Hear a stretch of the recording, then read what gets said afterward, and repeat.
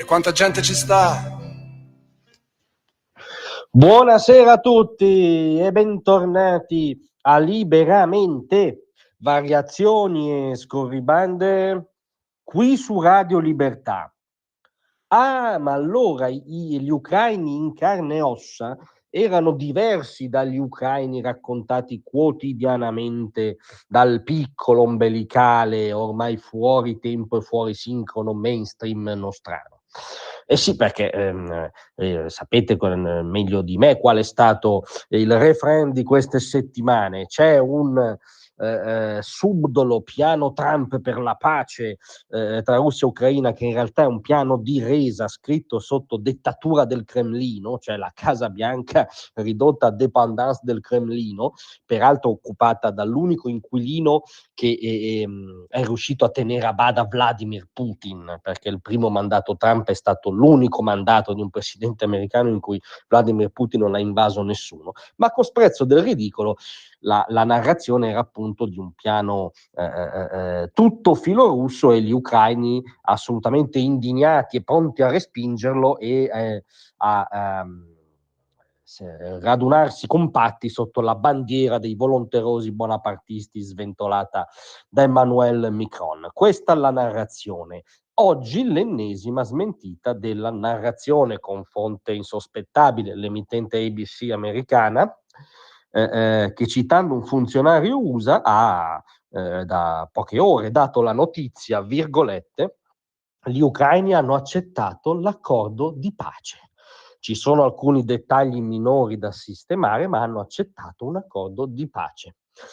Una delegazione ucraina ha concordato con gli Stati Uniti, non con Macron col cappello da Bonaparte, non con Merz, con le industrie tedesche riqualificate attorno al riarmo, non con un volonteroso pseudotale. Una delegazione ucraina ha concordato con gli Stati Uniti i termini di un potenziale accordo di pace. Anche perché per realismo, e chi entra in trincea ogni giorno da anni come gli ucraini, come Zelensky lo sa, per realismo l'unico interlocutore che può sciogliere questo nodo incancrenito sono gli Stati Uniti d'America. Tra l'altro, in parallelo, negli stessi minuti in cui usciva questa notizia, l'accettazione ucraina del malvagio piano Trump, usciva anche la notizia per cui nel frattempo stanno avvenendo colloqui tra il segretario dell'esercito americano Driscoll, cioè non l'ultimissimo sottoesponente, diciamo, dell'amministrazione, e una delegazione russa ad Abu Dhabi. Qui la fonte è il tenente colonnello dell'esercito americano Jeff Tolbert, che è il portavoce di Driscoll, secondo cui questi colloqui stanno procedendo bene e restiamo ottimisti, quindi anche i colloqui con i russi stanno procedendo bene. Sta avvenendo un lavoro parallelo attorno a un obiettivo di risoluzione diplomatica, lo stesso schema che è andato in scena in Medio Oriente. Soprattutto questo accordo che è stato accettato nella sostanza dagli ucraini, dice ABC, è sviluppato attorno all'unico schema credibile che tutela anzitutto l'Ucraina, al di là appunto di quei dettagli minori.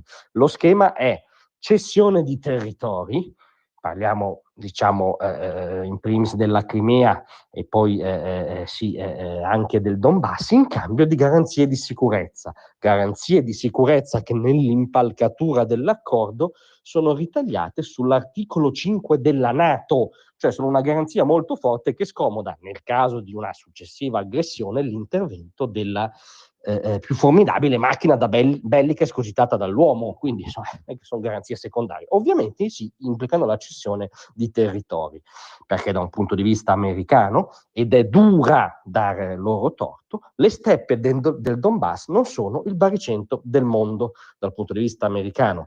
Il dossier va chiuso perché è un dossier usato strumentalmente anzitutto dalla Cina per distogliere, per creare un pantano in Europa, per tenere gli Stati Uniti impegnati in qualche modo in Europa e distogliere il mondo libero appunto dalla sfida epocale col dragone cinese. Non a caso si segnala un grande attivismo di Xi Jinping in queste ore.